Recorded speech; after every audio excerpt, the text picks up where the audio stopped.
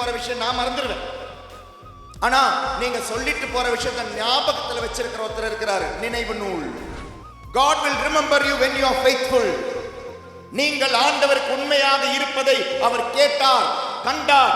அந்த ஆண்டவர் உங்களுக்கு உண்மையாக இருப்பவர், அதை நினைவு நூலில் எழுதி வைத்துள்ளார். கண்டிப்பா ஒரு நாள் ஒரு தகப்பனா ஒரு தாயா இங்க வந்து சாட்சி சொல்ல ஆண்டவர் வைப்பார். கண்டிப்பா திருமணம் முடிஞ்சு இங்க வந்து சாட்சி சொல்ல வைப்பார். கண்டிப்பா ஒரு வேலையை கொடுத்து ஆண்டவர் சாட்சி சொல்ல வைப்பார்.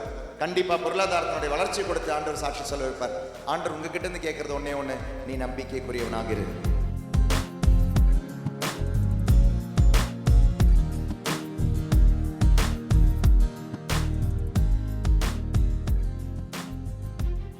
சில அன்பார்ந்தவர்களே, குழந்தை வரவேண்டி ஜெபிக்க வந்திருக்கிறீங்க. நம்ம அவங்களுக்காக இன்னைக்கு ஜெபிக்கணும், அவ்வளோதான். எல்லாருமே குழந்தை இருக்கிறவங்களும் வந்திருக்கிறீங்க. குழந்தை மற்றவர்களுக்காக பிறப்பதற்காகவும் ஜெபிப்போம் என்று ஆண்டவர் நிறைவாக நம்மளுடைய ஜெபங்கள் வழியாக ஆண்டவர் ஆசீர்வதிக்கட்டும். அப்போ குழந்தை வரவேண்டி ஜெபிக்க வந்தவங்க கிட்ட ஒரு கேள்வி.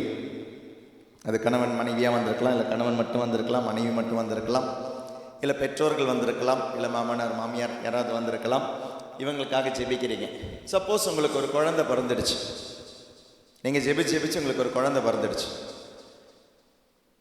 அப்புறம் ரெண்டாவது குழந்தைக்காக ஜெபிப்பீங்களா? ஒரு குழந்தை பிறந்துடுச்சு, நீங்கள் இப்போ 3 வருஷமா 4 வருஷமா 5 வருஷமா 6 வருஷமா 7 வருஷமா 8 வருஷமா 10 வருஷமா ஒரு குழந்தைக்காக ஜெபிச்சிட்டிங்க. 10 வருஷத்துக்கு அப்புறம் ஒரு குழந்தை பிறந்துடுச்சு. ஆண்டவர் அதிசயம் செஞ்சிருக்கிறார், குழந்தை தந்துட்டார். அப்புறம் இந்த தாகமும் இந்த பாரமும் இந்த கண்ணீரோட ரெண்டாவது ஒரு குழந்தைக்காக ஜெபிப்பீங்களா? பதில் சொல்ல வேண்டாம், பதில் உங்களுக்குள்ளே சொன்னா போதும். இது ஒரு ரெட்டரிக் கொஸ்டின், சிந்திக்க வேண்டிய கேள்வி. அப்போ இந்த கேள்விக்கு உங்களால பதில் சொல்ல முடிஞ்சா ஜெபிப்போம் ஃபாதர், இதே பாரத்தோட ரெண்டாவது குழந்தைக்காக ஜெபிப்போம், இதே பாரத்தோட 3வது குழந்தைக்காக ஜெபிப்போம் அப்படின்னா நீங்கள் குழந்தைக்காக ஜெபிப்பது உங்களுக்காக அல்ல, பிறர் உங்களை கேள்வி கேட்பதாலும் அல்ல, ஆண்டவருடைய மாட்சிக்காகவும் ஆண்டவருக்காக ஒரு குழந்தையை 2 குழந்தைகளை இல்லை 3 குழந்தைகளை பெற்றெடுப்பதற்காக வளர்ப்பதற்காக. அப்போ நீங்க ஏன் ஜெபிக்கிறீங்கன்றது உங்களுக்கு ஒரு உறுத்தல் கொடுக்கறதுக்காக தான் இந்த கேள்வியை நான் கேட்டேன்.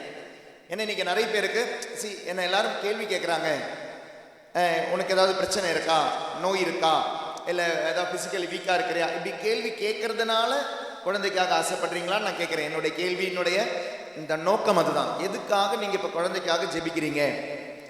ஆண்டவர் தர குழந்தையை ஆண்டவருக்காக பெற்றெடுக்க வேண்டும் என்று ஜெபிக்கிறீர்களா? இல்ல என்ன யாரும் குத்தம் சொல்லிடக்கூடாது, இல்ல அது ஒரு குறையாவே நிக்குது, இல்லைன்னா சிலவங்க என்ன நினைக்கிறீங்க, திருமணத்தினுடைய லட்சியம் அப்படின்றது குழந்தை அப்படின்னு நினைக்கிறதுனால இருக்கலாம். யோசிச்சு பாருங்களேன், நம்மளுடைய எய்ம், ஒரு ஒரு ஒரு ஒரு பையன் செமினாரிக்கு போறான்னு வச்சுக்கோங்க. செமினாரிக்கு போனா அவனுடைய லட்சியம் என்ன, எய்ம் என்ன? ஃபாதர் ஆகும். ஃபாதர் ஆன பிறகு லட்சியம் என்ன? அது ஃபாதர், அது நீங்க தான் சொல்லணும் இல்லையா? ஏன்னா இந்த கேள்விகள் இந்த 1 மாசமா என்னுடைய மனசுல ஓடிக்கிட்டு இருந்தது. நான் ஃபாதர் கிட்டையும் சொல்லிக்கிட்டு இருந்தேன், ஜார்ஜ் ஃபாதர் கிட்டையும் ஒரு நாள் பேசிக்கிட்டு இருந்தேன். ஏன்னா சில குருக்கள் அந்த குருத்துவத்தினுடைய உண்மையில் வாழாததற்கு காரணம் ஏதாவது லட்சியம் வச்சுதான் முன்னால போயிட்டே இருக்கணும்னு நம்ம நினைக்கிறோம் தேவையில்லாம. முன்னால ஏதாவது, அதனால தான் சிலவங்களுக்கு என்ன, எப்படியாவது படிச்சிடணும், இல்லை எப்படியாவது இந்த பொசிஷனுக்கு வந்துடணும், எப்படியாவது இந்த இந்த ஒரு பதவிக்கு வந்துடணும், எப்படியாவது இந்த கோயிலில் பங்குசாமியாரா இருந்தணும், இல்லை எப்படியாவது இந்த இந்த நிறுவனங்களுடைய அதிகாரிகளா இருந்துடணும் அப்படின்னு நினைக்கும் பொழுது லட்சியங்கள் தவறுது. அப்படி ஒரு லட்சியம் வேணுமா அப்படின்னு தான் என்னுடைய கேள்வியை நான் ஃபாதர் கிட்ட கேட்டேன். பிரதரா இருந்த பொழுது ஃபாதர் ஆகணுன்ற லட்சியம் இருந்தது. ஃபாதர் ஆன பிறகு அப்ப என்ன லட்சியம்? Price the Lord, praise the Lord. கல்யாணம் ஆகாத போது உங்களுக்கு கல்யாணம் ஆகணுன்ற லட்சியம் இருந்துச்சு. கல்யாணம் ஆன பிறகு குழந்தைன்ற லட்சியம். அப்புறம் அவங்களுடைய லட்சியம் என்ன, எய்ம் என்ன? அந்த குழந்தை. பார்த்தீங்களா? அப்போ லட்சியம் தவறுது அப்படின்ற. திருமணம் ஆனதனுடைய லட்சியம் குழந்தை அல்ல, திருமணத்தினுடைய எய்ம் குழந்தை அல்ல.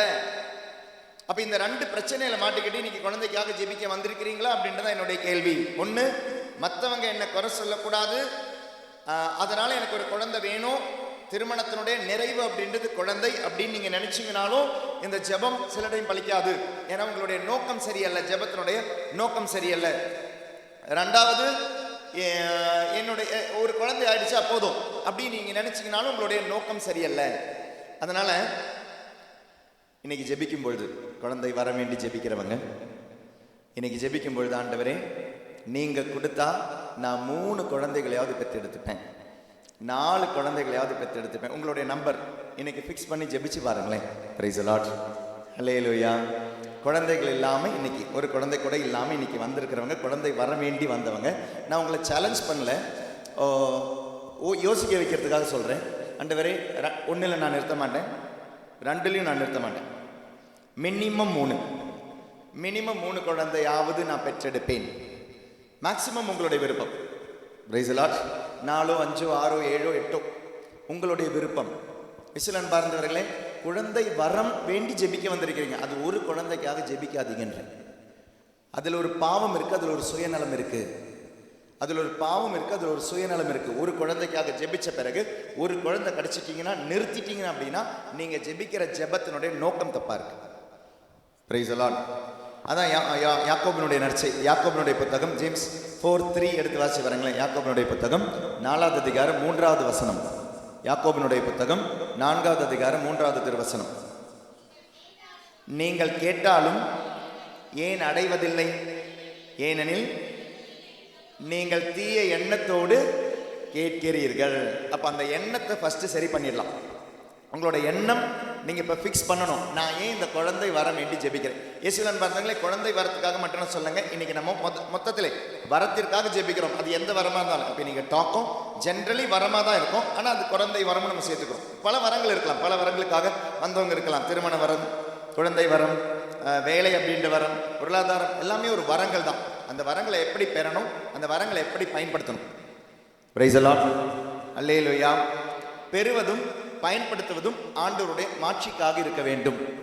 அது திருமணம் என்னும் வரமாக இருக்கலாம், குழந்தை என்னும் வரமாக இருக்கலாம், செல்வம் என்னும் வரமாக இருக்கலாம், வேலை என்னும் வரமாக இருக்கலாம், பொருளாதாரம் என்னும் வரமாக இருக்கலாம், வீடு என்னும் வரமாக இருக்கலாம்.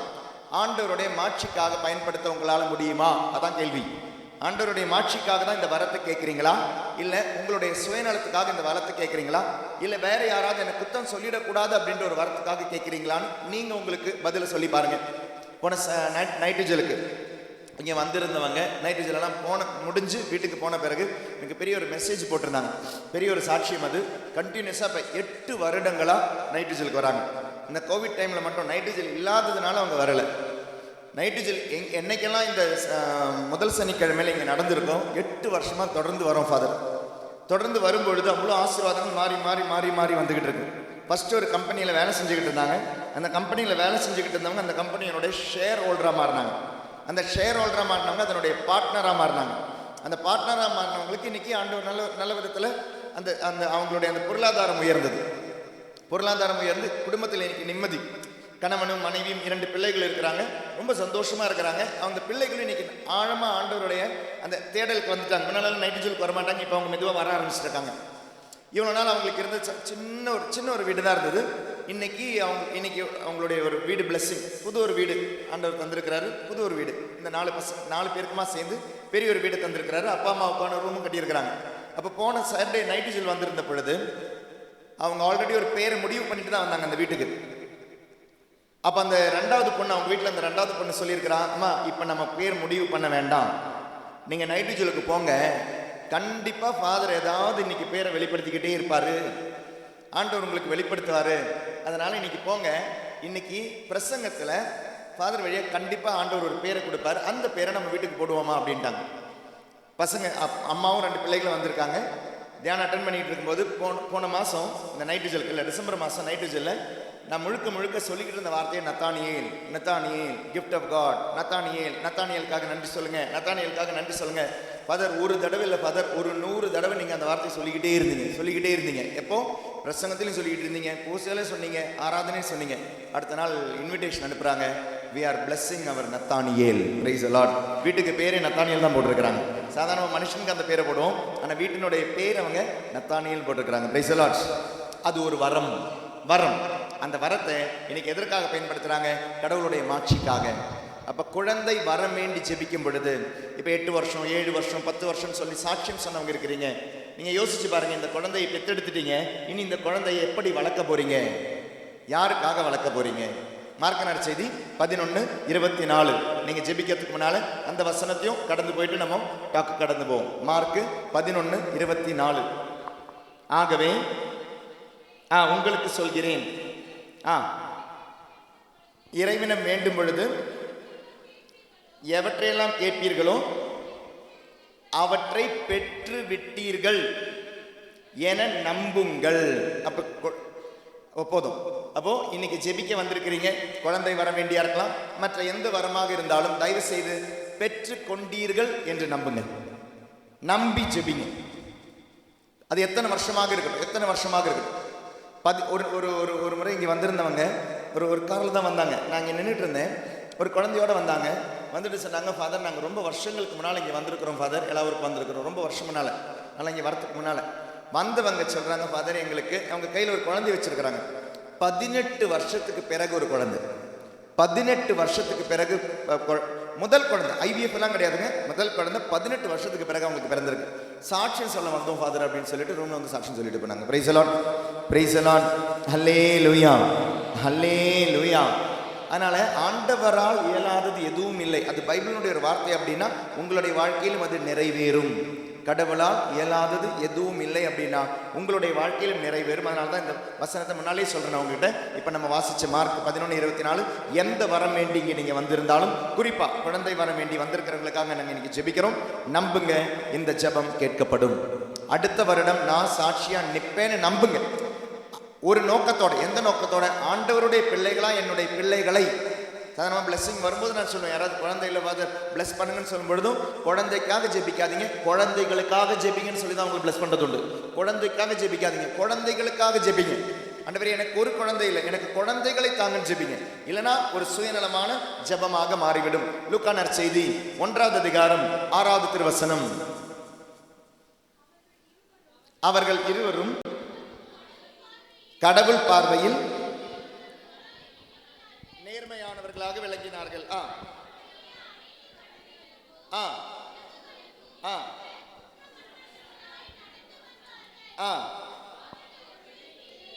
பாருங்களேன், என்ன ஒரு கான்ட்ரடிக்ஷன் சொல்றாங்க பாருங்களேன், என்ன ஒரு கான்ட்ரடிக்ஷன். பிள்ளை இல்லாத அந்த சக்கரியாஸ் எலிசபெத்தை சொல்லும் பொழுது, இன்னைக்கு எல்லாமே இந்த மனசுல இந்த டாக் இருந்த பொழுது என்னுடைய மனசுல வந்து இன்னொருத்தர் கூட நம்ம சாதாரண நினைக்காத ஒருத்தர், பைபிள்ல குழந்தை இல்லாம குழந்தை கிடைச்சவங்க யாரெல்லாம் சொல்லுங்க, பேரெல்லாம் சொல்லுங்க பார்க்கலாம். அன்னாள், ஆபிரகாம், மனோவாகு, யாரு? எலிசபெத், சக்கரியா, ஐப்ரகாம் சொல்லிச்சு. யாரு? யாருமா? ஈசாக், ரெபேக்கா, அண்ணா, சோவக்கிம், பைபிள் இல்ல. ஓகே, யாரு?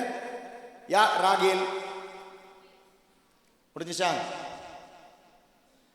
இவ்வளவுதான குழந்தை இல்லாதவங்க, குழந்தை கிடைச்சவங்க? பிரைஸ் தி லார்ட், ஹல்லேலூயா. நம்ம எல்லாம் சொல்ற பேர், நானும் சொல்ற பேர் இவ்வளவுதாங்க இருந்தது. ஆனா நேத்து என்னுடைய மனசுல புதுசா ஒருத்தர் வந்தாரு. சூசியப்பருக்கும் குழந்தை கிடையாது, சூசியப்பருக்கு குழந்தை கிடையாது. பிரைஸ் தி லார்ட், ஹல்லேலூயா. இன்னைக்கு நம்ம இவ்வளவு ஆழமா வணங்குற அன்பு செய்யற அந்த மனுஷனுக்கு குழந்தை இல்லை. ஆனா பைபிள் அவரை பத்தி சொல்றது நேர்மையாளர், பைபிள் அவரை பத்தி சொல்றது பிளஸட். அவருக்கு கிடைச்ச குழந்தை இயேசு. சூசேப்பருக்கு குழந்தை இல்லை. சரி, அது எனக்கு பெரிய ஒரு ஒரு ஒரு ஒரு ஆறுதலை தந்தது. அது உள்ளுக்குள்ள ஒரு மாதிரி வெளிச்சம் மாதிரி போச்சு. சூசேப்பருக்கும் குழந்தை இல்லை, ஆனா சூசேப்பருக்கு கிடைச்ச குழந்தை அப்படின்றது இயேசு கிறிஸ்து. பிரைஸ் தி லார்ட், ஹல்லேலூயா, ஹல்லேலூயா. ஏன்னா கண்டிப்பா அவரும் கல்யாணம் பண்ணணும், கல்யாணம் பண்ணி குழந்தை பெற்றுக்கணும், குழந்தை வேணும்ன்ற ஆசைப்பட்டிருப்பார். ஆனா ஆண்டவருடைய மாட்சிக்காக அதை வேண்டான்னு வச்சுட்டார். ஆண்டவருடைய மாட்சிக்காக கிடைச்ச குழந்தைய வளர்ப்பு தந்தையா வாழ்ந்தவர் சூசேப்பர். அப்போ அவருக்கும் வாரிசு கிடையாது, சூசேப்பருக்கு வாரிசு கிடையாது. பிரைஸ் தி லார்ட், ஹல்லேலூயா, ஹல்லேலூயா. அப்படி குழந்தை இல்லாத தம்பதிகள் சக்கரியா அண்ட் எலிசபெத், இவங்க 2 பேரையும் பாருங்களேன், அவங்களுடைய வாழ்க்கையில அவ்வளோ நல்லவங்களா இருந்தாங்களாம். ஏறக்குறைய அவங்களுடைய வயசு நான் தேடி பார்த்தேன். வயசு தேடி பார்க்கும்போது கூகுளெல்லாம் சொல்லுது ஒரு 60 இல்லை 70 வயசு இருந்திருக்கும். மாதாவோட ஒரு 50 வயசு எல்லாம் வித்தியாசம் இருக்கு இவங்களுக்கு. அவங்களுடைய வாழ்க்கையை பத்தி பைபிள் சொல்லுது, அவர்கள் இருவரும் கடவுள் பார்வையில் நேர்மையானவர்களாய் விளங்கினார்கள். ஆண்டவருடைய அனைத்து கட்டளைகளுக்கும் ஒழுங்குகளுக்கும் ஏற்ப குற்றமற்றவர்களாய் நடந்து வந்தார்கள். அதனுடைய ஆப்போசிட் சொல்றாங்க பாருங்களேன், அவர்களுக்கு பிள்ளை இல்லை. So they were very faithful even when they think that God is not faithful.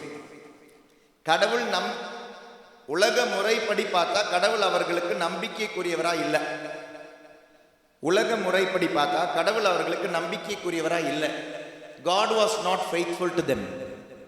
But Zachariah and Elizabeth were faithful. இனி இது இன்னொரு அழகு பாருங்களேன். அவர் ஒரு குருத்துவத்தில் இருந்தவர், லேவி குருத்துவத்தில் இருந்தவர். அந்த குருவானவர் அவருடைய வாழ்க்கையில் அன்னைக்கு குழந்தை இல்லை அப்படின்றது அவ்வளோ பெரிய சாபமாக கணக்கெடுக்கப்பட்ட நாளில் இந்த மனுஷன் ஏதாவது ஒரு ப்ரேயர் பண்ண போறாருன்னு வச்சுக்கோங்களேன். என்ன தெரியுமா சொல்லுவாங்க? உனக்கே ஆசீர்வாதம் இல்லை, நீ எங்களுக்கு ஆசீர்வாதம் தர போறியா? எந்த ஒரு வேதனையில் அந்த மனுஷன் கடந்து போயிருப்பாரு. மேபி அதில் கடந்து போகிற சிலவங்களாம் இதில் இருக்கலாம். நீங்கள் ஏதாவது ஃபங்க்ஷனுக்கெல்லாம் போகும் பொழுது நீ எல்லாம் பூ எடுத்து கொடுக்காத, நீ எல்லாம் தாலியெல்லாம் பிளஸ் பண்ணாத, நீ அந்த தொட்டியில் தொடாத, நீ அந்த குழந்தைகிட்ட வராத, நீ குழந்தைய முதல்ல தூக்காத. உங்களுடைய அக்கா குழந்தையா இருக்கலாம், உங்களுடைய தங்கச்சி குழந்தையா இருக்கலாம், இருந்தாலும் என்ன சொல்லுவாங்க? நீ குழந்தைய தொடாத, முதல் நீ குழந்தைய பார்க்காத. அப்போ பெரிய அவமானத்தில் கடந்து போறவங்களா இருக்கலாம். ஒரு வேதனை தான். உங்களுக்கு ஒரு டாப் கொடுக்கறது அப்படின்றது, சைல்ட்லெஸ் கப்பல்ஸ் ஒரு டாப் கொடுக்கறது அப்படின்றது எப்படி கொடுக்கணும் அப்படின்றது சந்தேகம் தான், கஷ்டம்தான். ஏன்னா நீங்க கடந்து போற வேதனை அப்படின்றது சாதாரண வேதனை இல்லை. எங்களால் புரிஞ்சுக்க தான் முடியும். அனுபவிக்கிறது நீங்க தான். அந்த அனுபவத்தோட சேர்ந்து அந்த பாரத்தோட சேர்ந்து தான் இன்னைக்கு உங்களுக்காக ஜெபிக்கணும், இல்லை உங்களை மாதிரி இருக்கிறவங்களுக்காக ஜெபிக்கணும்னு ஆசைப்பட்டு தான் இப்படி ஒரு நாளை போன வருஷம் டிசம்பரில் வச்சோம், இந்த வருஷம் டிசம்பரில் வைக்கிறோம். இயேசுனுடைய பிறவி உங்களுடைய வாழ்க்கையில ஒரு பிறவி. இம்மானுவேல் பிறக்கணும், இயேசு பிறக்கணும். சூசேப்பருக்கு இயேசு பிறந்தது போல உங்களுடைய வாழ்க்கையிலும் ஒரு இயேசு பிறக்கிறதுக்காக அந்த பாரத்தோட ஜெபிக்கிறோம். ஆண்டவருக்கு அவ்வளோ ஃபெய்த்ஃபுல்லாக இருந்தாங்க இந்த ரெண்டு பேரும், சக்கரியாவும் எலிசபெத்தும். ஆண்டவர் அவங்களுக்கு நம்பிக்கைக்குரியவரா இல்லைன்னு உலகம் அவங்களை கேவலப்படுத்தியிருக்கும், அசிங்கப்படுத்தியிருக்கும், அவமானப்படுத்தியிருக்கும். ஆனால் சக்கரியா அதை பற்றி எதையுமே கவலைப்படவே இல்லை, எலிசபெத் அதை பற்றி கவலைப்படவே இல்லை. ஆண்டவருக்கு நாங்கள் உண்மையாக இருப்போம், என்னைக்காவது ஆண்டவர் எங்களுக்கு உண்மையாக இருக்கிறத வெளிப்படுத்துவார். அவங்களுடைய டிலே ஆக காரணம் இதாக இருந்திருக்கலாம். நல்லா கவனிக்கல, இயேசு பிறப்பதற்கு முன்னால தான் யார் பிறக்கணும்? திருமுழுக்கு யோவான் பிறக்கணும். அப்போ ஒரு ப்ராமிஸ் சைல்டு பிறக்கிறதுக்கு முன்னாலதான் இந்த ப்ராமிஸ் சைல்டு பிறக்கணும். ஸோ அதனாலவே the delays are not denials, that could be delegations. நல்லா கவனிங்க, டிலேஸ் எந்த வரமா இருந்தாலும், அது திருமண வரமா இருக்கலாம், குழந்தை வரமாக இருக்கலாம், பொருளாதார வரமா இருக்கலாம், செல்வமா இருக்கலாம், வீடா இருக்கலாம், எதுவாக இருக்கட்டும், ஒரு ப்ராமிஸ்க்கு முன்னால்தான் இந்த ப்ராமிஸ் வரணும்.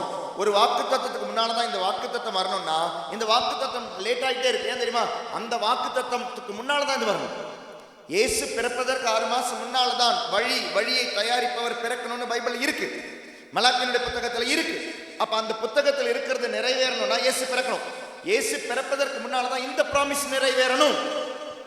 அப்ப இந்த ப்ராமிஸ் நிறைவேறணும், அவ்வளவு நம்பிக்கைக்குரியவர்களாக இருக்க வேண்டும் சக்கரியாவும் எலிசபெத்தும்.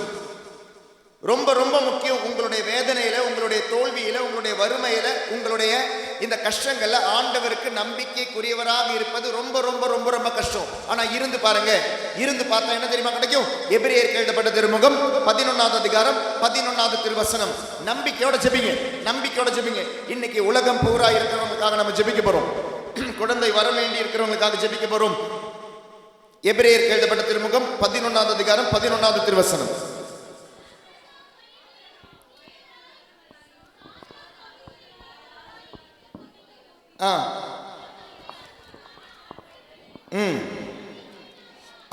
எதனால் அவர்கள் குழந்தை பெற்றார்கள் பாருங்க. ஆபிரகாம் வயது முதியவராயும் சாரா கருவுற இயலாதவராயும் இருந்த போதிலும் அவர் ஒரு தந்தை ஆவதற்கான ஆற்றல் பெற்றதும் நம்பிக்கையினால் தான். ஏனெனில் வாக்களித்தவர் நம்பிக்கைக்குரியவர் என்று அவர் கருதினார். ஆண்டவர் ஏமாற்ற மாட்டாரு.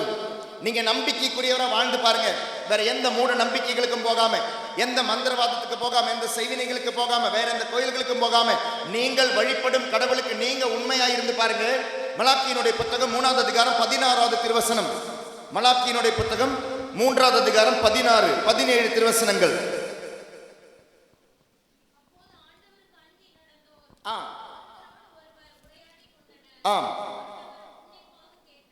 உன்னிப்பா கேட்ட பாருங்க. அப்போது ஆண்டவருக்கு அஞ்சி நடந்தோர் ஒருவரோடு ஒருவர் உரையாடி கொண்டனர். ஆண்டவரும் உன்னிப்பாக கேட்டார். ஆண்டவருக்கு அஞ்சி நடந்து அவரது பெயரை நினைந்து வாழ்வோர்க்கென என்னவா, என்ன நூல்? நினைவு நூல். கல்யாணம் ஆகல ஃபாதர், குழந்தை பிறக்கல ஃபாதர், வேலை இல்ல ஃபாதர், பொருளாதாரம் இல்ல ஃபாதர், மேல போக மாட்டேங்குது ஃபாதர், எவ்வளவு கஷ்டப்படுறோம் ஃபாதர், உண்மையா இருக்கிறோம் ஃபாதர். எவ்வளவு வேதனையோட வரவங்கள கவுன்சிலிங் கேட்டு கேட்டு கேட்டு கேட்டு கேட்டு இல்லை ஜெபத்துக்கு வரும்பொழுது, ஜெபிக்க வரும்பொழுது, ஜெபம் கேட்டு வரும்பொழுது, ஃபாதர் உண்மையா இருக்கிறோம் ஃபாதர், கண்ணீரோட பாரத்தோட நீங்க வரும்போது நீங்க சொல்லிட்டு போற விஷயம் நான் மறந்துடுவேன். ஆனா நீங்க சொல்லிட்டு போற விஷயத்த ஞாபகத்துல வச்சிருக்கிற ஒருத்தர் இருக்கிறாரு, நினைவு நூல். இந்த சக்கரியாவும் எலிசபெத்தும் உண்மையா இருந்தாங்க. அந்த உண்மை ஆண்டவருடைய நினைவு நூலில், the book of remembrance. God will remember you when you are faithful. நீங்கள் ஆண்டவருக்கு உண்மையாக இருப்பதை அவர் கேட்டார், கண்டார். அந்த ஆண்டவர் உங்களுக்கு உண்மையாக இருப்பவர், அதை நினைவு நூலில் எழுதி வைத்துள்ளார். மற்றவங்க கேவலப்படுத்தும் போது நீ எல்லாம் பலி கொடுக்க போறியா, நீ கொடுக்கிற பலி எல்லாம் கிழிஞ்சுது, அவ்வளவுதான், உனக்கே ஆசீர்வாதம் இல்லை, உனக்கே குழந்தை இல்லை, நீ எங்களுக்காக ஆசீர்வதிக்க போறியா? ரொம்ப வருஷங்களுக்கு முன்னால நான் பெங்களூர்ல இருந்த பொழுது, லோகோஸ் தியான மையத்தில் இருந்த பொழுது, 2 வருஷம் அங்கே இருந்தேன் இல்லையா, அங்கே ஒரு கப்பல் இருந்தாங்க, ஒரு ஹஸ்பண்ட் அண்ட் ஒய்ஃப். அவங்களுக்கு இதே மாதிரி 12 வருஷம் நம்ம குழந்தை இல்லாமல் இருந்தாங்க. அதில் ஹஸ்பண்ட் வந்து எப்போ அதெல்லாம் ஞாயிற்றுக்கிழமையெல்லாம் கோயிலுக்கு வந்தால் உண்டு, திருப்பலிக்கு வருவார், போயிடுவார், கோயில் கிட்ட தான் அவங்களுடைய வீடு. ஆனால் இந்த ஒய்ஃப் வந்து ரெகுலராக நற்கரணை ஆலயத்துக்கு வருவாங்க. 12 வருஷமாக குழந்தை கிடையாது, 12 வருஷமா. அப்படி இருக்கும் பொழுது நல்ல ஒரு லேடி, அவ்வளோ ஆண்டவருக்கு 5 வாழ்கிற ஒரு பொண்ணு. நற்கரணை ஆலயம் இருக்கிற லோகோஸ் ரெட்டி சென்டர்லாம் நான் டெய்லியும் அங்கேயும் வருவாங்க, டெய்லியும் திருப்பலிக்கு வருவாங்க. அங்கே 2 திருப்பலி இருக்கு, 3 திருப்பலி இருக்கு. டெய்லியும் திருப்பலியில் வந்து பங்கெடுத்துட்டு போவாங்க. டைம் எல்லாம் கிடைக்கும் போது நற்கரணை ஆலயத்துக்கு வருவாங்க. முடியும் பொழுதெல்லாம் யாருக்காவது உதவியெல்லாம் செய்யணும் அப்படின்னா நல்ல உதவியெல்லாம் செய்கிறவங்க. ஒரு நாள் இது இவங்களுடைய மனசு என்னுடைய மனசில் இருக்கு, ஏன்னா இவங்க எங்களுடைய பங்கில் இருந்தவங்க. அப்படி என்கிட்ட ஒரு நாள் வந்து லோகோஸ் தியான மையத்தில் வந்து ஒரு ஃபேமிலி வந்து குழந்தை இல்லை, எங்களுக்காக ஜெபிங்கன்னு சொல்லி வந்தாங்க. அதுவும் 12 வருஷம். ஆனால் அதில் வந்து ஹஸ்பண்ட் குடிக்கிறவர், இவங்க வந்து அவ்வளோ நம்பிக்கை இல்லாதவங்க. அந்த நம்பிக்கை இழந்து போது வேற எங்கேயாவது ஏதாவது இதில் குழந்தையெல்லாம் கிடைக்குமானெல்லாம் ட்ரை பண்ணணும். நாங்கள் ஐவிஎஃப்க்கு ட்ரை பண்ண போகிறோம், அதுக்காக ஜெபிங்க ஃபாதர்னு சொன்னால் ஐவிஎஃப் பாவம், நீங்கள் அதுக்கு நீங்கள் முயற்சி கூட பண்ணக்கூடாது, அதை பற்றி நீங்கள் யோசிக்காதீங்க, நான் உங்களுக்கு ஒன்று பண்ணுறேன்னு சொல்லி டப்புன்னு எனக்கு இவங்களுடைய ஞாபகம் வந்தது. இவங்களுடைய ஞாபகம் வந்த போது நான் இவங்க கரெக்டாக அந்த பக்கமாக நற்கரணை ஆலயத்துக்கு போகிறாங்க. அவங்கள நான் கூப்பிட்டேன். அவங்கள கூப்பிட்டு நான் சொன்னேன், கொஞ்சம் நேரம் இவங்க கூட உட்காந்து பேசுங்க, இவங்களுக்காக ஜெபிங்க அப்படின்னு. யாரு? குழந்தை இல்லாத அந்த 12 வருஷமான அந்த லேடி, அவங்க நற்கரணை ஆலயத்துக்கு போகிறாங்க. அவங்கள கூப்பிட்டு இவங்களுக்காக ஜெபிங்களேன், கொஞ்சம் நேரம் இவங்களுக்காக நீங்கள் கொஞ்சம் நேரம் ப்ரேயர் பண்ணுங்களேன், இவங்க கூட கொஞ்சம் நேரம் உட்காந்து பேசுங்களேன். ஏன்னா 12 வருஷம் குழந்தை இல்லாமல் நீங்கள் இவ்வளோ நம்பிக்கை உள்ளவங்களா இருக்கீங்க, 12 வருஷம் குழந்தை இல்லாத அவங்க நம்பிக்கை இல்லாமல் அந்த இழந்துக்கிட்டு இருக்கிறாங்க, யூ ப்ரே ஃபார் தெம் அப்படின்னு. கொஞ்சம் நேரம் அவங்க கூட பேசுங்க அப்படின்னு. அவங்க பேசுனாங்க, ஜெபிச்சாங்க. அதுக்கு பிறகு அவங்க நற்கரணை ஆலயத்துக்கு போயிட்டாங்க. அதுக்கு பிறகு நடந்தது என்ன தெரியுமா? 1 மாசத்துல அவங்க சொல்றாங்க, ஃபாதர் நான் கன்சீவா இருக்கிறேன் அப்படின்னாங்க. Price the Lord, praise the Lord. இந்த 12 வருஷம் ஆண்டவருக்கு நம்பிக்கைக்குரியவராக இருந்தாங்களா? அவங்க கிடையாது. அவங்க யாருக்கு ஜெபிச்சாங்களோ அவங்கள ஆண்டவர் ஆசீர்வதிச்சார். Price the Lord, hallelujah, hallelujah. அதனால ஆண்டவர் ஏன் இந்த ஒரு ஆசீர்வாதத்தை உங்களுக்கு தந்திருக்கிறாருன்னு தெரியல. இல்லை நான் குழந்தை அப்படின்ற ஆசீர்வாதம் நீங்க நினைச்சீங்கன்னா ஏன் தடை போட்டிருக்கிறாருன்னு தெரியல. பிரைஸ் தி லார்ட், ஹல்லேலூயா. கடைசி வரை நம்பிக்கைக்குரியவராக இருந்து பாருங்க. இந்த 12 வருஷம் யாருக்கோ ஜெபிச்சாங்க நான் சொன்னேன் இல்லையா, அவங்களுக்கு 15 வருஷத்துல அவங்க கன்சீவ் ஆனாங்க. இன்னைக்கு அவங்க ஒரு குழந்தையுடைய தாயா இருக்கிறாங்க. பிரைஸ் தி லார்ட், ஹல்லேலூயா. சத்தமா ஹல்லேலூயா, ஹல்லேலூயா. ஆபிரகாம் சாரா என்னும் குடும்பம் பெற்றோர்களாக காரணம் அவர்களுடைய நம்பிக்கையினால் தான். ஒரு வரத்தை பெற்றெடுக்க வேண்டும் என்றால் நம்பிக்கையில் இருந்து, அந்த நம்பிக்கையை விடாம ஜெபிச்சுக்கிட்டு இருங்க, கண்டிப்பா ஆண்டவர் உங்களை ஆசீர்வதிப்பார். லூக்கா நற்செய்தி 1ஆவது அதிகாரம் அது 17வது வசனம் வாசிங்களேன். 3:16 தானே வாசிச்சோம். மலாக்கி 3:16 வாசிங்களேன்.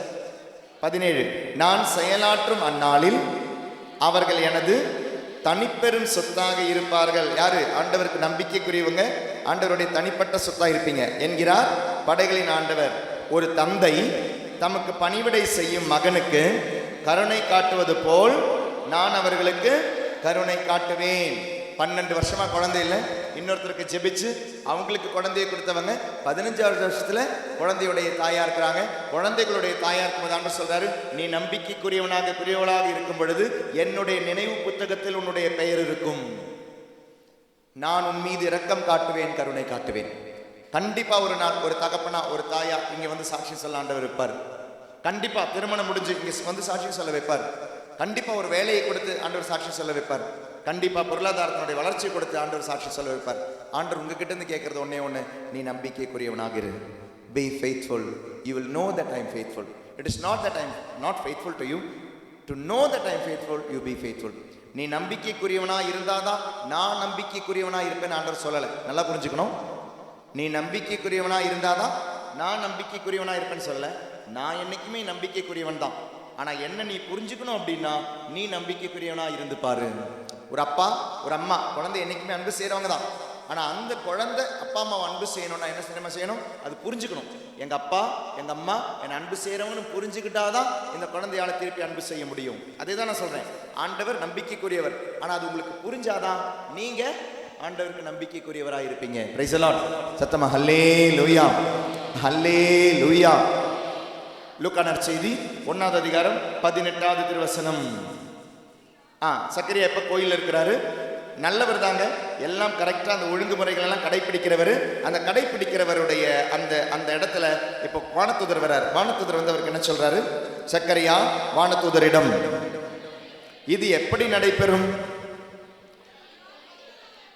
நான் வயதானவன், அதுபோல் என் மனைவியும் வயது முதிர்ந்தவராயிற்றே. ஒருத்தங்க சாட்சி சொன்னாங்களே, டியூபே கட் பண்ணி போட்டுட்டாங்க. ஒரு டியூபே கட் பண்ணி போட்டுட்டோம். அப்ப அது ஒரு இன்கெப்பாசிட்டி. அது இவர் என்ன தெரியுமா சொல்றாரு? எங்களுக்கு வயசாயிடுச்சே, இது எப்படி நடக்கும்?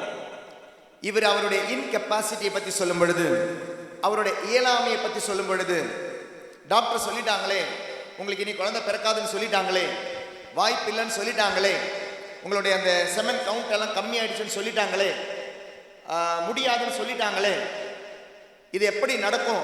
இந்த கேள்வியை அவர் கேட்கிறாரு பாருங்களேன். இது எப்படி நடக்கும்? இயலாமை, இந்த இன்கெப்பாசிட்டி. 17வது வசனம் இன்கெப்பாசிட்டினா, 18வது வசனம் வாசிங்க. சாரி 19. அதற்கு வானதூதர் அவரிடம்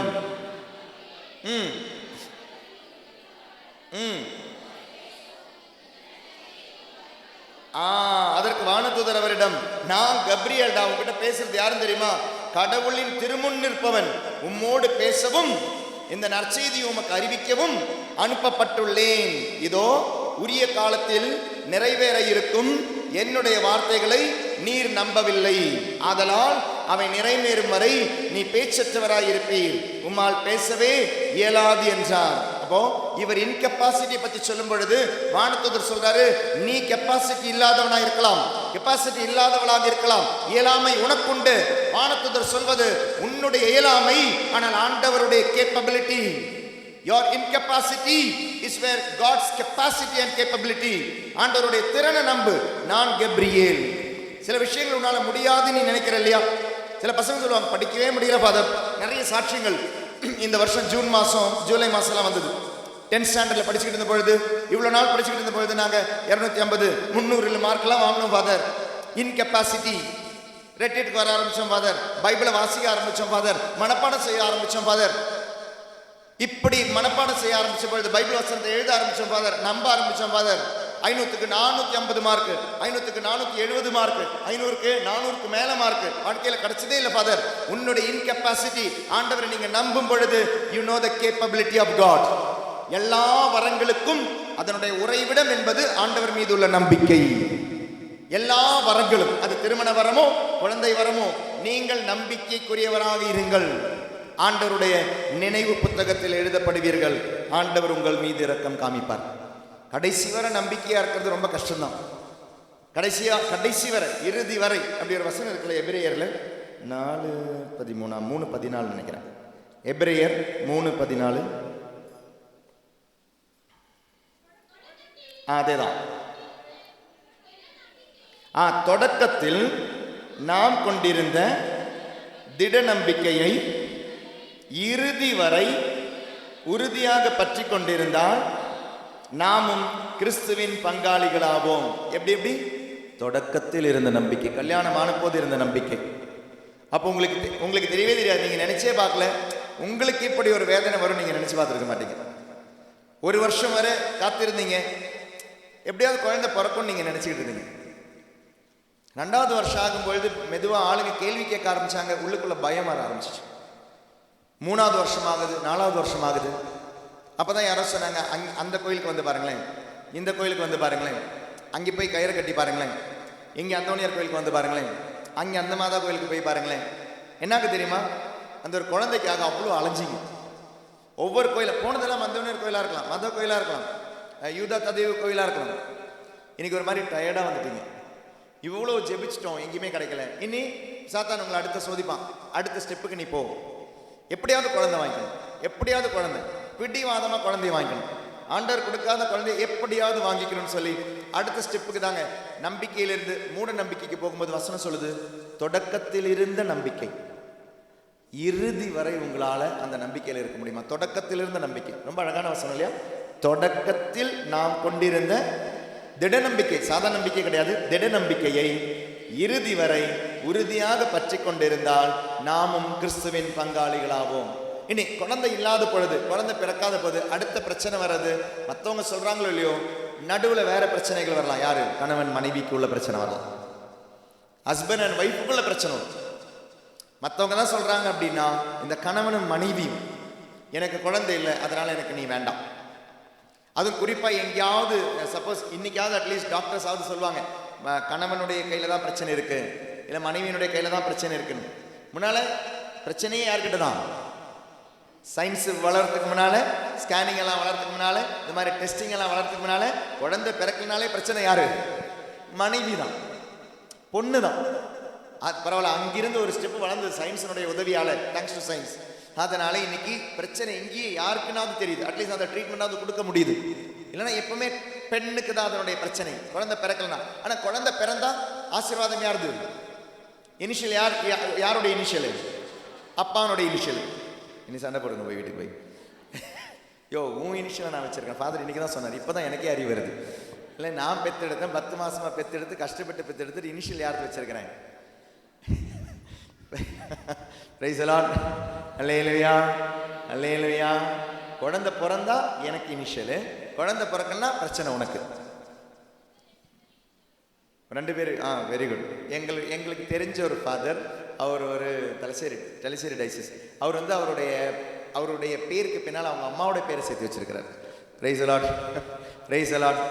இனிஷியல் அப்பா பேர் இருக்குது, அப்போ அப்பாவுடைய இனிஷியலும் இவருடைய பேரும் இவருக்கு வச்ச பேரும் கூட சேர்த்து அம்மாவுடைய பேர் வச்சிருக்கிறார். பிரைஸ் தி லார்ட், ஹல்லேலூயா, ஹல்லேலூயா, ஹல்லேலூயா. அப்போ பிரச்சனை அப்படி இல்லை. நம்ம பைபிள் எல்லாம் பார்த்தாலும் பாருங்களேன், நம்ம அந்த பைபிளுடைய இயேசுனுடைய அந்த லீனியேஜ், அவருடைய தலைமுறை அட்டவணையில எல்லாம் பாருங்களேன், அப்பா பையன், அப்பா பொண்ணு, அப்பா பையன், அப்பா தான். ஈசாக் அப்படின்னா உடனே உங்களுக்கு யாரும் ஞாபகம் வரும்? ஈசாக், ஆபிரகாம் தான் ஞாபகம் வரும். ஏன் சாரா ஞாபகம் வர மாட்டேங்குது? Praise the Lord, praise the Lord, அல்லேலூயா. ஈசாக் அப்படின்னா உடனே ஞாபகம் வருது நமக்கு, ஆபிரகாம் தான் ஞாபகம் வருது, சாரா ஞாபகம் வரவே மாட்டேங்குது. பிரைஸ் தி லார்ட், அல்லேலூயா. குடும்பத்தில் குழப்பத்தை பண்ணாதீங்க. 2 பேருக்குமே அந்த குழந்தை அப்படின்றது அந்த தகப்பனுடையதும் தாயுடையதும். ஏன் நான் இதை சொல்லி வரேன்னா, அப்படி ஒரு ஃபேமிலி இங்கே பைபிள் இருக்குது. ரெபேக்காவுக்கு குழந்தை பிறக்கல, ஈசாக்குக்கு வேணும்னா வேற கல்யாணம் பண்ணி இருந்திருக்கலாம். ஏன்னா அன்னைக்கு எத்தனை கல்யாணம் வேணாலும் பண்ணலாம்.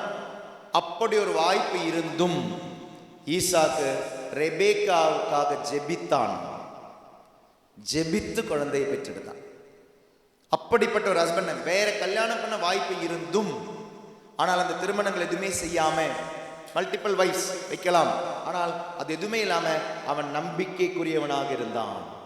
He was very faithful till the end. கடவுள்கிட்ட இருந்து வரம் வாங்குற வரேன், நான் வேற எதுக்குள்ளுமே போக மாட்டேன். தொடக்கத்தில் இருந்த திட நம்பிக்கை. அந்த கிணத்தருகில் நான் அவளை பார்த்தேன். அங்கிருந்து நான் பொண்ணெல்லாம் தேடிக்கிட்டு எவ்வளோ கஷ்டப்பட்டு அங்கிருந்து என்னுடைய மாமா பொண்ணெல்லாம் கொண்டு வந்தேன். என்னுடைய மாமா பொண்ணு அந்த ஒரு ஆசையில் கல்யாணம்லாம் பண்ணேன். அப்படி திருமணம் செய்து வந்த பொண்ணு வழியாக எனக்கு குழந்தை இல்லைன்னு சொன்னப்படுது, அந்த பெண்ணை அவன் கைவிடவில்லை. Price the Lord. இல்லையா? ஈசாக் அவளுக்காக ஜெபிக்கிறார் இல்லையா? பைபிளில் இருக்கு. எங்க இருக்கு? ஜெனசிஸ் 25:21, தொடக்க நூல் 25வது அதிகாரம் 21வது திருவசனம். திருமணம் செய்ய வாய்ப்பிருந்தும் திருமணம் செய்யாமல், வேறு பெண்களை திருமணம் செய்ய வாய்ப்பிருந்தும் பெண்களை திருமணம் செய்யாமல் ஒரே மனைவிக்கு உத்தமனாக இருந்த ஈசாக்கினுடைய வாழ்க்கை. 21வது வசனம், 25வது அதிகாரம் 21 வாசிங்க. ஈசாக்கு மகப்பேறு இன்றி இருந்த தன் மனைவிக்காக ஆண்டவரிடம் மன்றாடினார். ஆண்டவரும் அவர் மன்றாட்டை கேட்டருளினார். அவர் மனைவி ரெபேக்கா கருத்தரித்தார். அப்போ கணவன், இன்னைக்கு சயின்ஸின் வழியா உங்களுக்கு தெரியும், கணவனுக்கு பிரச்சனை இருக்கா இல்லை மனைவிக்கு பிரச்சனைன்னு கிடையாது, அவங்களுடைய ஏதாவது தடை இருக்கா, ஓகே. அப்ப மனைவி கணவனுக்காக ஜெபிங்க, கணவன் மனைவிக்காக ஜெபிங்க. குத்தம் சொல்லாம, குறை சொல்லாம, கடைசி வர உண்மையாயிருந்து பாரு. கடைசி வர கணவன் மனைவிக்காகவும் மனைவி கணவனுக்காகவும். திருமணத்தினுடைய லட்சியம் குழந்தை அல்ல. திருமணத்தினுடைய முதல் லட்சியம் அன்பை பகிர்வதற்காகவே. குழந்தை லட்சியம், குழந்தை பேர் என்பது திருமணத்தினுடைய லட்சியம் கிடையாது. இனி இதை மட்டும் யாராவது இனி கட் பண்ணி போட்டுறாதீங்க, ஃபாதரே சொல்லிட்டாரு இனி குழந்தைய வேண்டாம் அப்படின்ட்டார். Price the Lord. திருமணத்தினுடைய லட்சியம் குழந்தை இல்லாதனால நாங்கள் குழந்தை இல்லாமல் வாழ்றோம்னு சொல்லுவாங்க. பிரைஸ் தி லார்ட், அல்லேலூயா. திருமணத்தினுடைய முதல் லட்சியம் குழந்தை அல்ல. திருமணத்தினுடைய முதல் லட்சியம் அன்பை பகிர, அந்த அன்பிலிருந்து பிறக்க வேண்டும் குழந்தை. அதனால தான் ஐவிஎஃப் பாவம். அன்பிலிருந்து இல்லை, டெஸ்ட் டியூபில் அந்த குழந்தை பிறக்குது, செமன் எக்கில் அந்த குழந்தை பிறக்குது. அந்த குழந்தை பிறக்கிறது அன்பிலிருந்து, வெளியிருந்து பிறக்குது. அது மட்டும் கிடையாது, ஐவிஎஃப்னுடைய பாவம். ஏன்னா நீங்கள் நிறைய பேருக்கு அது புரிய மாட்டேங்குது. எத்தனையோ தடவை எத்தனையோ டாக்ல சொல்லியும் புரிய மாட்டேங்குது. இப்போ ரீசெண்டாக ஒரு ப்ரொஃபஸர் காலேஜ் இருந்து, ஸ்டெலாமேரிஸ் காலேஜ் இருந்து அவங்க மெசேஜ் போட்டிருக்கிறாங்க, ஃபாதர் ஐவிஎஃப் பாவமா. கேத்தலிக் ப்ரொஃபஸர் ஒரு காலேஜில் டீச் பண்ணுறவங்க, நல்ல கேத்தலிக் அவங்க. அப்போ அவங்களுக்கு ஒரு சந்தேகம், அவங்க சொல்லுவாங்க எல்லாருக்கிட்டையும், இல்லை ஐவிஎஃப் பாவம்னு சொல்கிறாங்க, ஆனால் அவங்களுக்கு இது ஏன் பாவம்னு தெரியல.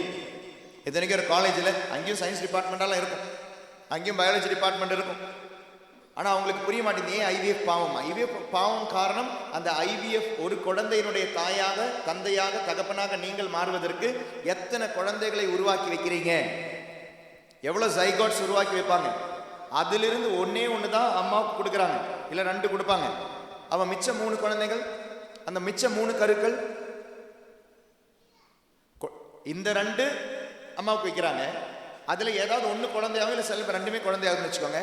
அப்போ குழந்தையாக வாய்ப்பு இருக்கிற அந்த பொட்டன்ஷியாலிட்டி இருக்கிறதான மிச்சம் 3மே. அப்போ அதுவும் 3 குழந்தைங்க தானே. அப்போ ஐவிஎஃப் வழியா நீ ஒரு குழந்தையினுடைய தாயா மாறல, 5 குழந்தைகளை உருவாக்கி ஒன்று தான் உங்களுக்கு வைக்கிறாங்கன்னா நீங்கள் 5 குழந்தைகளுடைய தாய். 3 கொண்டுட்டீங்க, 2 வச்சாங்க, அதில் 1 குழந்தை உருவாயிடுச்சு. அப்போ நான் 5 குழந்தைகளுடைய தாயில 4 கொண்டுட்டு நீங்கள் இன்னைக்கு தாயா மாறி இருக்கிறீங்க, தந்தையா மாறி இருக்கிறீங்க. That is why IVF is not wrong, IVF is a sin. In vitro fertilisation அப்படின்றது, டெஸ்ட் டியூப் பேபி அப்படின்றது பாவம். திருமணத்தினுடைய முதல் லட்சியம் குழந்தை அல்ல. திருமணத்தினுடைய முதல் லட்சியம் கணவன் மனைவியினுடைய உறவு, அன்பை பகிர்வது. குழந்தை இல்லைனாலும் அந்த கணவன் மனைவியையும், மனைவி அந்த கணவனையும். எனக்கு தெரிஞ்ச ஒரு ஃபேமிலி, நான் முன்னாலும் சொல்லியிருக்கிறேன், இவங்களை நினைக்கிறேன் கவனிச்சிருக்கீங்களா தெரியல, இருந்தாலும் அந்த ஃபேமிலி ஒரு முறை பெங்களூர்ல இருந்த பொழுது அந்த ஃபேமிலி விசிட் பண்ணுறதுக்காக பிளஸ்ஸிங்காக போயிருந்தேன். பிளஸ்ஸிங் மட்டும் கிடையாது, நான் பாவசங்கனை கேட்டு நன்மை கொடுக்கறதுக்காக போயிருந்தேன்.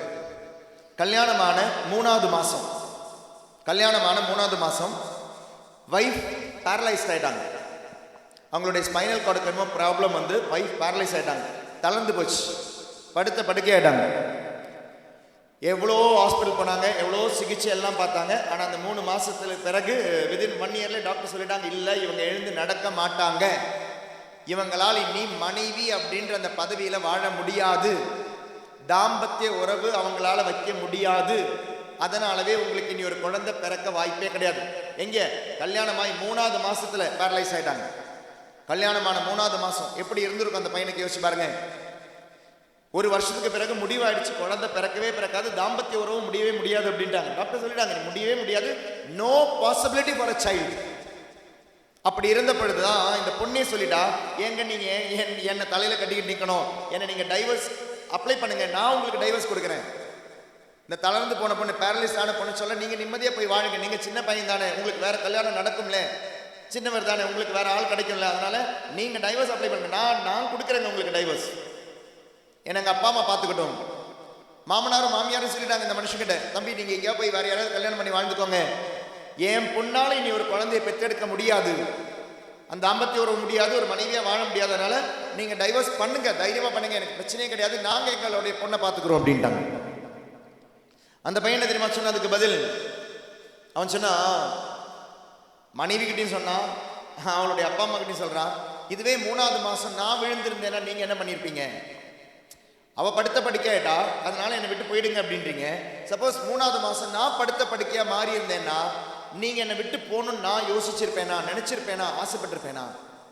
என் மனைவி என் கூட இருக்கணும்னு தான் ஆசைப்பட்டிருப்பேன், அவளுடைய நன்மைக்காக நான் வேணா சொல்ல நீ போயிடுமா அப்படின்னு.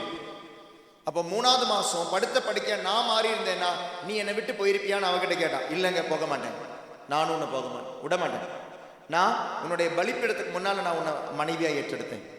You became a wife in front of the altar. ஆண்டவர் முன்னால் உன் மனைவியா உன்னை நான் வாங்கி எடுத்தேன், ஆண்டவர்கிட்ட இருந்து வாங்கி எடுத்தேன். எனக்கு குழந்தை முக்கியம் கிடையாது, நான் உன்னை குழந்தையா பார்த்துப்பேன். எத்தனை வருஷம் தெரியுமா? நான் உங்களுக்கு அந்த நன்மை கொடுக்க போகும்போது, பாவசங்கனை கேட்க போகும்போது 36 வருஷம். 36 வருஷம் அந்த படுத்த படுக்கையா இருந்த மனைவிய இன்னைக்கும் தங்கமா பார்த்துக்கிட்டு இருக்கிற அந்த கணவன். குழந்தை கிடையாது, அவங்களுக்கு எந்த தாம்பத்திய உறவு கிடையாது, சரீரத்தினுடைய இன்பங்கள் எதுவுமே கிடையாது. ஆனால் 36 வருஷமா உண்மையுள்ள கணவனா, உண்மையுள்ள மனைவியா இருக்கிறாவ அவன். Price the Lord. தொடக்கத்தில் இருந்த நீங்கள் கொண்டிருந்த அந்த திட நம்பிக்கை இறுதி வரை கொண்டு பாருங்க. அதனால குத்தம் சொல்லாதீங்க, மனைவி கணவனையோ கணவன் மனைவியோ. உங்களுடைய அந்த அன்பு வளர்க்கும். கண்டிப்பா ஆண்டவர் உங்களுக்கு ஒரு குழந்தை தருவார், கண்டிப்பா தருவார். ஒரு வாக்கு தத்தத்துக்காக நீங்க வெயிட் பண்றீங்க, அவ்வளவுதான். Delays are not denials, maybe delegations. Delegations. ஒரு திருமுழுக்கு யோவான் அப்படின்ற ஒரு டெலகேஷன். அவர் யாரு? கிறிஸ்துவுக்கு முன்னால போக வேண்டியவர். அவன் முன்னால போக வேண்டியவர் முன்னால தான் பிறக்கணும். So it was a delegation. John the Baptist was a delegated person. So it was not a denial for them. It was not a delay for them. ஆண்டவருடைய டைம் அது கரெக்டா இருந்துச்சு. Praise the Lord. சுத்தமா ஹல்லேலூயா, ஹல்லேலூயா, ஹல்லேலூயா. 1 கொரிந்தியர் 1வது அதிகாரம் 3-4 வசனங்கள் வாசிங்க. 1 கொரிந்தியர் 1வது அதிகாரம் 3-4 திருவசனங்கள். 1 கொரிந்தியர் 1வது அதிகாரம் 3-4. தந்தையாம் கடவுளிடமிருந்தும் ஆண்டவராக இயேசு கிறிஸ்துவிடமிருந்தும்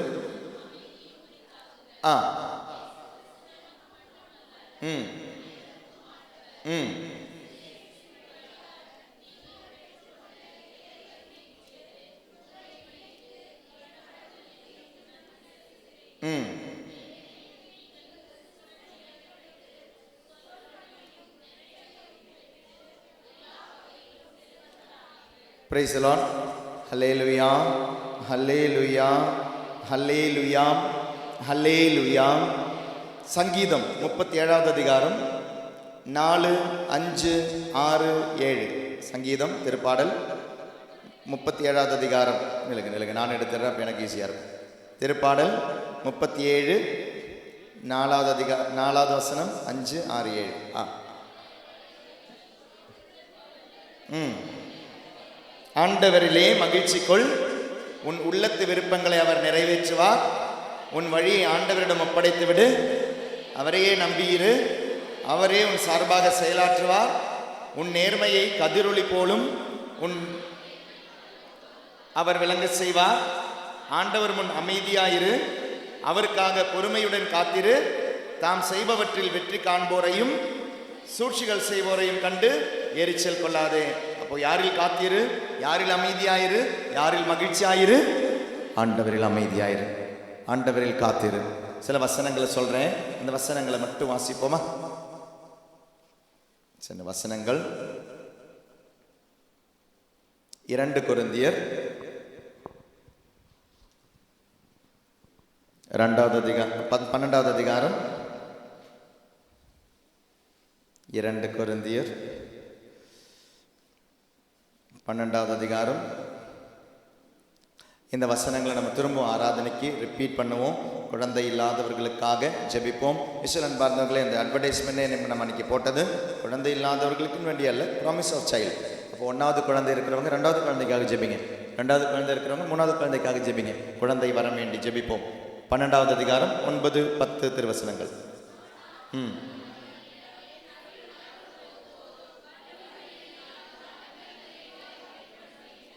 என்றார். ஆதலால் நான் என் வலுவின்மையை பற்றி தான் மனமுவந்து பெருமை பாராட்டுவேன். அப்போது கிறிஸ்துவின் வல்லமை என்னுள் தங்கும். ஆகவே என் வலுவின்மையிலும் இகழ்ச்சியிலும் இடரிலும் இன்னலிலும் நெருக்கடியிலும் கிறிஸ்துவை முன்னிட்டு நான் அகமகிழ்கிறேன். ஏனெனில் நான் வலுவிற்றிருக்கும் போது வல்லமை பெற்றவனாக இருக்கிறேன். நான் சொல்லித்தரேன், எனக்கு பின்னால் சொல்லி பாருங்க. நான் சொல்லித்தரேன். எல்லாருமே பலவித வரங்களுக்கு வேண்டி வந்தவங்க இருப்பீங்க.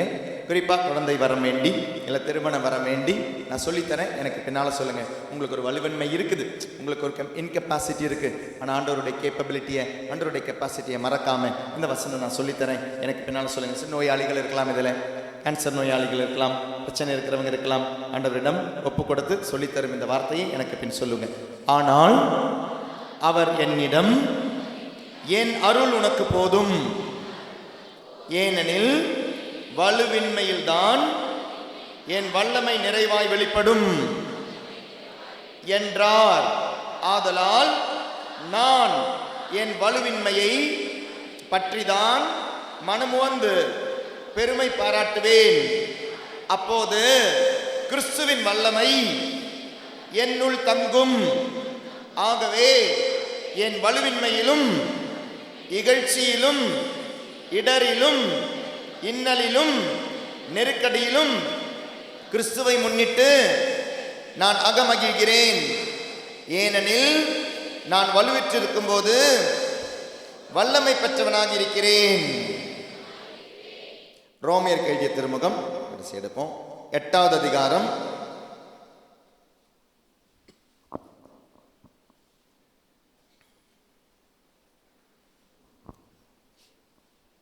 31, 32 நான் சொல்லித்தரேன். எனக்கு பின்ன சொல்லுங்க. இதற்கு மேல் நாம் என்ன சொல்வோம்? கடவுள் நம் சார்பில் இருக்கும்போது நமக்கு எதிராக இருப்பவர் யார்? தம் சொந்த மகனென்றும் பாராது அவரை நம் அனைவருக்காகவும் ஒப்படைத்த கடவுள் தம் மகனோடு அனைத்தையும் நமக்கு அருளாதிருப்பாரோ? திருமண வரம், குழந்தை வரம், பொருளாதார வரம், நிம்மதி என்னும் வரம், அமைதி என்னும் வரம், வீடு என்னும் வரம் எதுவுமாக இருக்கட்டும், ஆண்டவர் உங்களுக்கு தந்துட்டாரு. நீங்கள் என்ன செய்யணும்? ப்ரிப்பேர் பண்ணுங்க. நீங்கள் உங்களை தயாரிக்கணும். அமைதியில் ஆண்டவரை தேடு, காத்திருந்து ஆண்டவரை தேடு, கடைசி வரை நம்பிக்கையோடு இருந்து ஆண்டவரை தேடு.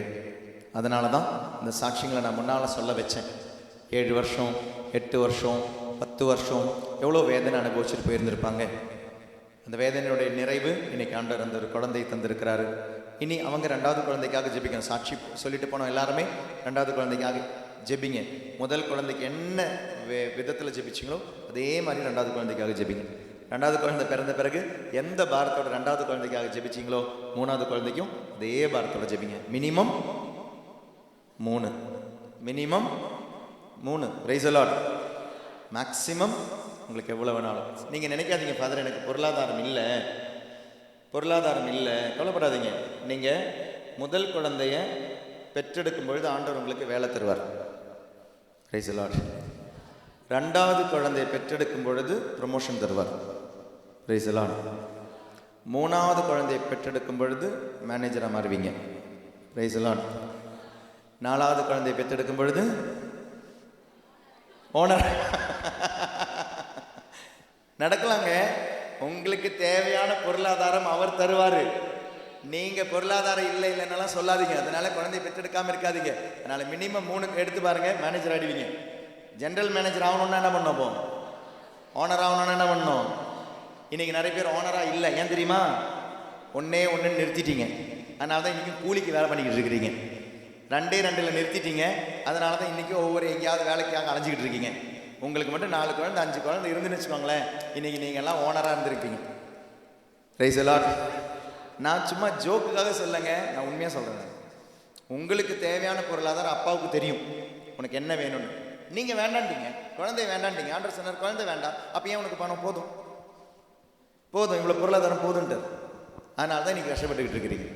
Price the Lord. அதனால் மினிமம் 3 குழந்தைகள். ஜெபிங்க, குழந்தைகளுக்காக ஜெபிங்க. தந்தை, மகன், தூய ஆவியின் பெயராலே.